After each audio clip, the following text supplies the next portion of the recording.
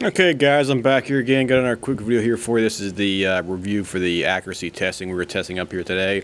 All my guns had to be re-zeroed. I brought up here today because I originally had them re-zeroed, or I should say back in July and August, back in for a distance of about 25 to 28 yards up here. So the range we got up here today, I'll zero it again. It's about 50 yards there for that. So we had to re-zero it up here. That took about an hour's time to get both of them dialed in because I brought multiple ammunition up here. I brought 3 different types, and I want to try to get the best group for each one up here. So the best group we actually got up here was using a good old cheap FN or the federal stuff up here. This is what we got up here with the federal ammunition using the FN M16A5 upper right here, and we also was using the second one I brought up here. This is the other FN USA upper as well too. This one I was using M855 right here for that one specifically. See, so it basically seems like it's dialed in for both the M855 right now, and also the cheap, good old, American Federal, American Eagle Federal stuff right there as well too. The 55 grain stuff, and this is the C2 grain stuff up here as well too for comparison. I got a couple other ones here as well too. We're trying to dial this thing up here, and we got them right here. It was shooting just a tad low using that DTX stuff out, that Gecko stuff, and also here's another shot right here. We're shooting a bit low for that as well too, and that thing had to be readjusted. Let's see what else we got here. These are nothing but junk ones right here I was shooting at because this thing wasn't zeroed properly. Let me get the another one here. I got another one here. I had one flyer because we did have a lot of wind up here today, so it was it was causing problems to say the least. But I basically had almost 2 dialed dead nuts right there in the top of the target right there for that, and that was basically with the cheap federal stuff as well too for reference points. So it was shooting pretty good right there for that stuff. I couldn't really complain about the federal ammunition or the PMC. This was the PMC M855 ammunition right there for that, and overall that worked perfectly fine. So let me see, get my other targets over here. Still got this wind blowing around up here. I really hate that. Oh, I got one. I got another one over here. This wind starts blowing up by the blue out here. You can't stop it. Okay.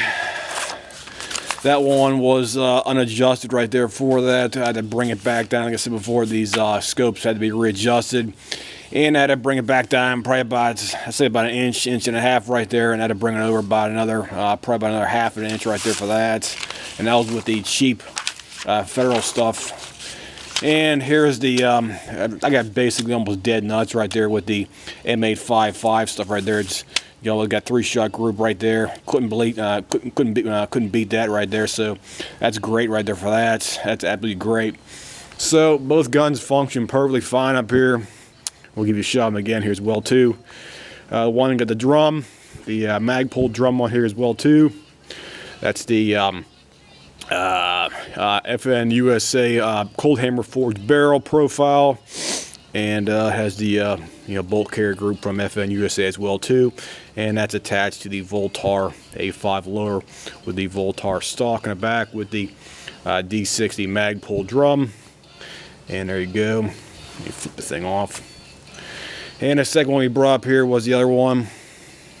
And these two are almost basically identical. Only real difference is the bolt carrier group. This one has the I'm going to call it Geisley bolt carrier group. Give you a shot of that. That's got the Geisley bolt carrier group, and this one has the USMC M16A4 upper here. You can tell because it has the stepped down barrel lip right here, or I should say the tapered end right here, where the Cold Hammer Forged one does not have a stepped on barrel taper on there for that as well too. So that's one difference you can see right off the bat when you compare them side by side right here for that. So that's everything about the 2 guns we brought up here today. We tested out the magazines over here. All the magazines function perfectly fine. ETS ran great. HK, Gen 3 PMag, Colt magazine as well too. They all ran great. This one is the ASC, ran fine. Even the Bulgarian. This one here, this is a Bulgarian 40 round one right here. That's a Bulgarian one, ran great. What's it called? This is the, I keep on forgetting the name. Tango Dime, that ran fine. Gen 3 magazine also ran fine. The other one ran fine. This is the Army's EPM Enhanced Performance magazine. That ran fine. The Russian Puff Gun magazine ran perfectly fine as well too. No problem with that one. 2 thumbs up. The Brownells Retro magazine over here. Here's the Brownells Retro magazine. That thing ran perfectly fine. Got the second HK magazine as well. That ran fine. Lancer magazine ran absolutely fine. No problem with that one. And the this is the this one. This is the FN USA one here.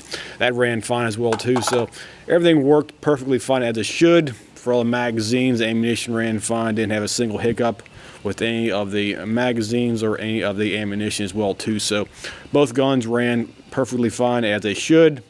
No problem. And they should be basically cleaned up now because, like I said before, I think it probably ran about 80 to 100 rounds through each one up here as well too. I'll just test and make sure everything's functioning perfectly fine up here as well too. So that's everything about today, guys. We'll give you another shot of the ranges down here as well too. There's the range. That's 50 over there. That's 50. That one right in front of me right there is another 50. The one straight back, that's 100. And the one all the way in the back is 200 yards back there as well too, guys. So that's everything about the range we have up here today. And we'll give you a shot of the other portion of the range over here as well too. We'll give you a side, like a panoramic shot so you can see it.